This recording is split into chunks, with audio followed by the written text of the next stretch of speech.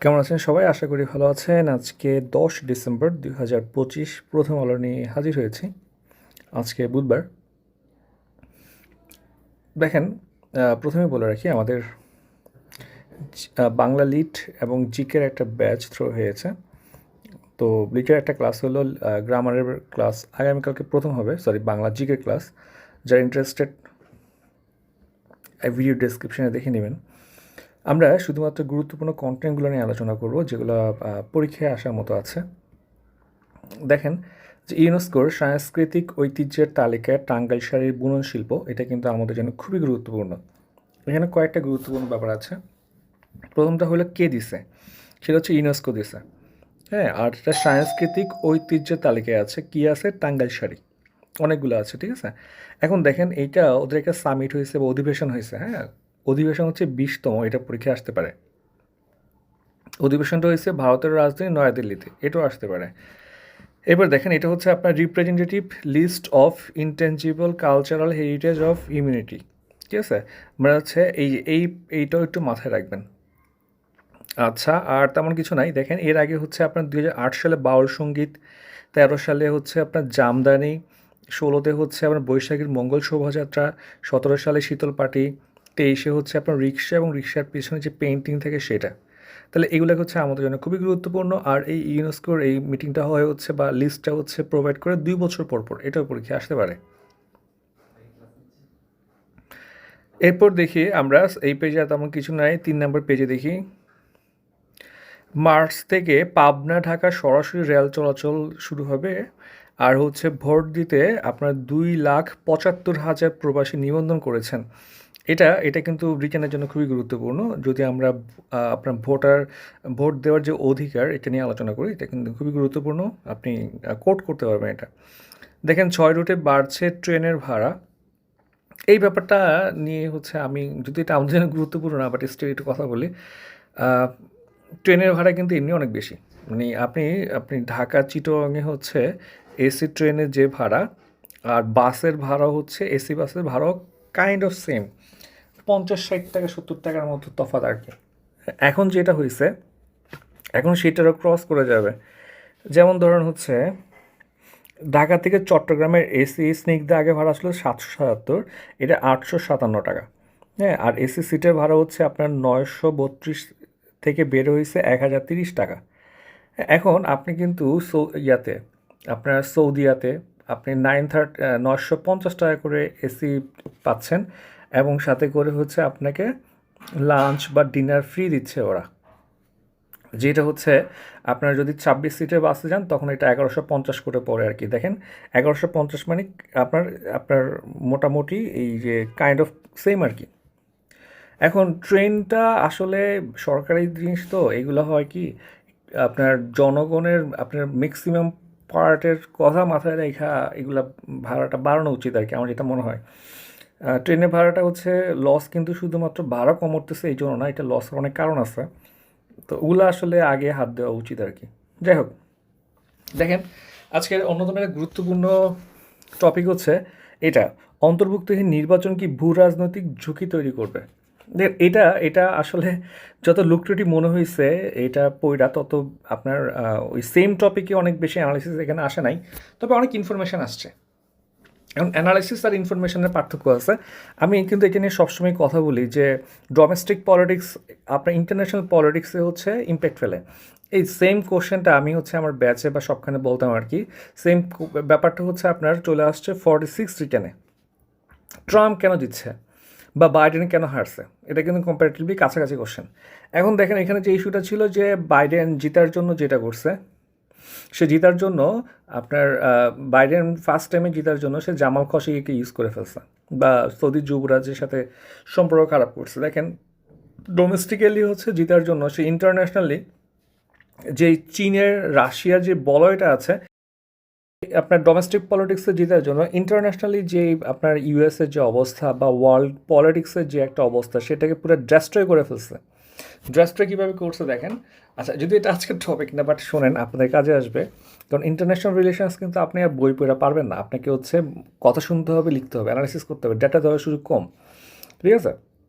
সে হচ্ছে আপনার হচ্ছেন সৌদিকে দূরে ঠেলে দিছে।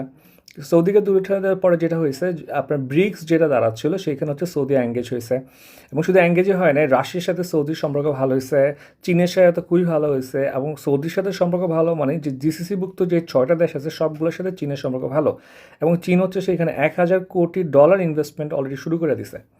হ্যাঁ, এবং এখনও কিন্তু আপনার ইউএসএ সাফার করতেছে যে সৌদি হচ্ছে এখন একটা মাল্টিল্যাটারাল সম্পর্কে জড়ায় গেছে আপনার হচ্ছেন এই ইস্টের দেশগুলোর সাথে। এটা কিন্তু টোটালি ডেস্ট্রয়েড বাই বাইডেন।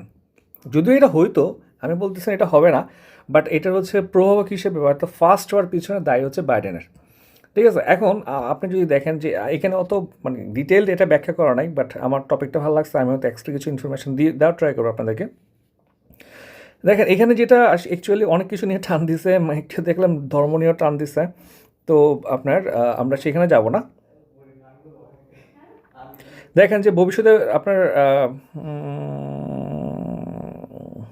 একটা মিনিট, আমি অ্যাকচুয়ালি আপনাদেরকে আহ, এইগুলো হচ্ছে আপনি মূলত কোটও করতে পারবেন না, তাও দেখি আমরা।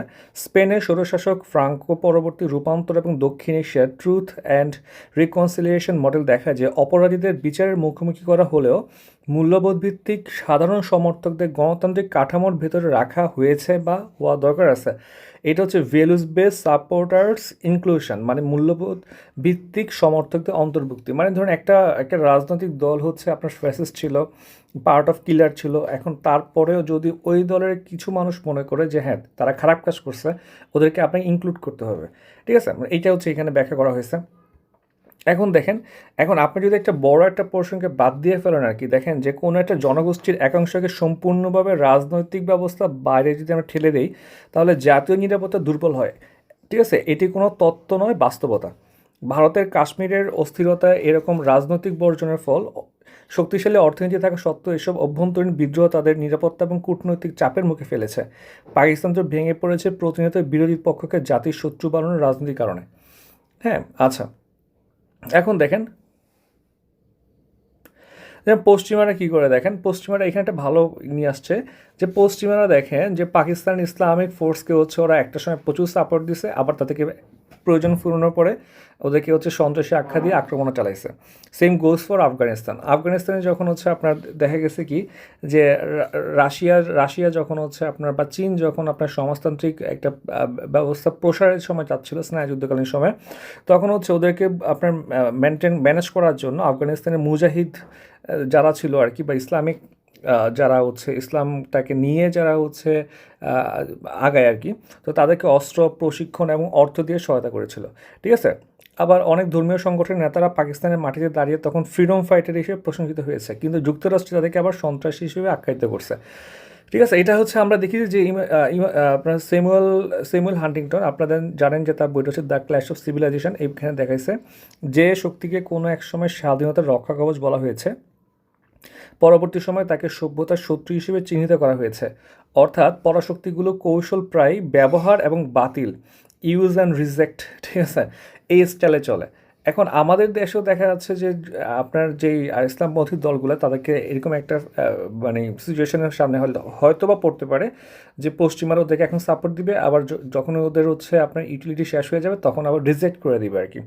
তো এখন দেখেন যে নির্বাচন কি ভূ রাজনৈতিক ঝুঁকি তৈরি করবে, অন্তর্ভুক্তি নির্বাচন, এটা নিয়ে একটু আলোচনা করি যেটা এখানে নাই। তার আগে একটু বলে রাখি, আপনারা প্রিলির জন্য একটু এই দুইটা বইয়ের নামে রেখে রাখবেন। ইতিহাসবিদ ও দার্শনিক তত্ত্ববিদ হান্না আরেন্ট, ঠিক আছে, তার বইয়ের নাম হচ্ছে অরিজিনস অফ টোটালিটারিয়ানিজম, এইখানে একটা বইয়ের নাম, এটা একটু লিখে রাখবেন।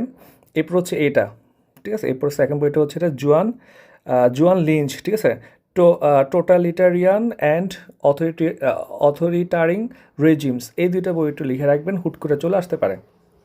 এখন দেখেন যে অন্তর্ভুক্তিহীন নির্বাচন কি ভূ রাজনীতির ঝুঁকি সৃষ্টি করে, এবার আমার অ্যানালাইসিসটা একটু শোনেন, হয়তো আপনার একটা অ্যানালাইসিস দ্বারা হবে। দেখেন যে আপনার যখনই একটা আপনি অন্তর্ভুক্তি বাদ দেন, যখনই একটা আনফেয়ার ইলেকশন হয় তখন যেটা হয় যে পার্টি জিতে যায় সে পার্টির কিন্তু আপনার ইথিক্যাল রাইট কমে যায়।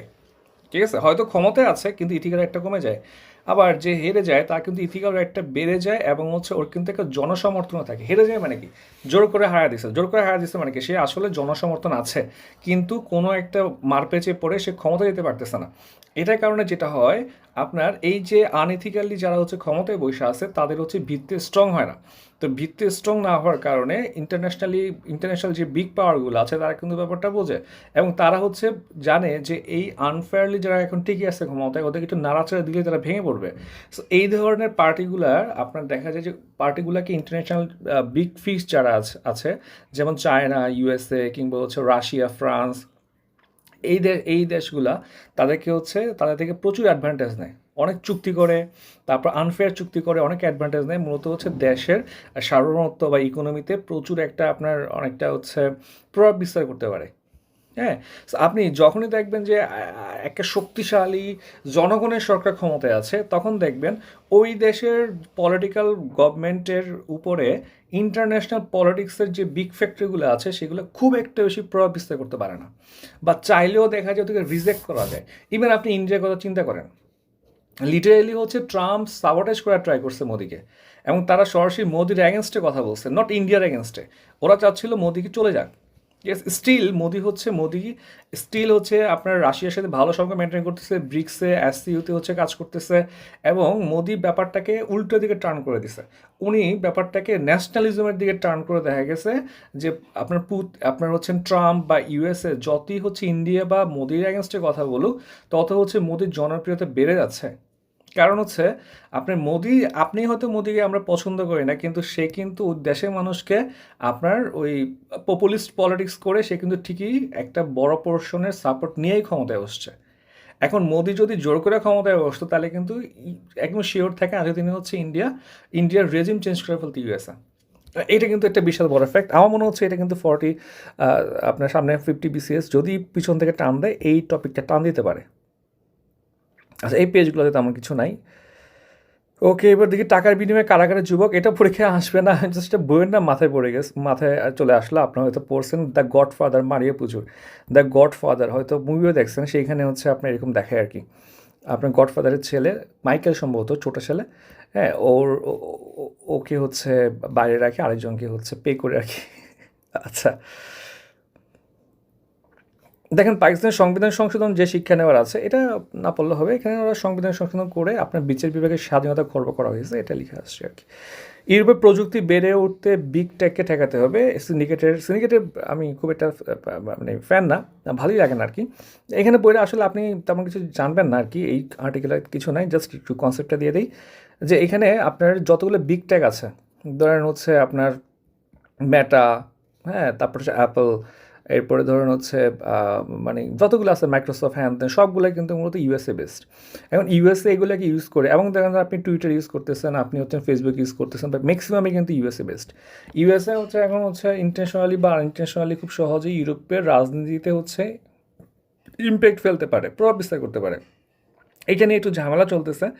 তো এই ঝামেলাটা কীভাবে সর্ট আউট করা যায়, এই ইউরোপ কীভাবে নিজেদের আপনার ট্যাগগুলোকে আরও এফিসিয়েন্ট ওয়েতে সামনে নিয়ে আসতে পারবে, এটাতে ফোকাস করা হয়েছে। নিজেরা পড়ে নিন, না পড়লেও সমস্যা নেই। আচ্ছা, অর্থ বাণিজ্যে আজকে কিছু নাই, বিনোদনের কিছু নেই, একদম লাস্ট পেজে চলে যায়, সেখানেও তো আমার কিছু নেই। জাস্ট ডেঙ্গুতে এবছরের মৃত্যু 400 ছড়াইলো। হ্যাঁ, ডেঙ্গু নিয়ে অনেক কথাবার্তা হওয়ার পরেও কোনো ধরনের খুব একটা ভিজিবল স্টেপ নেওয়া হয় নাই বা সম্ভব হয় না আর কি। এই হচ্ছে আজকের প্রথম আলো। সবাইকে অসংখ্য ধন্যবাদ।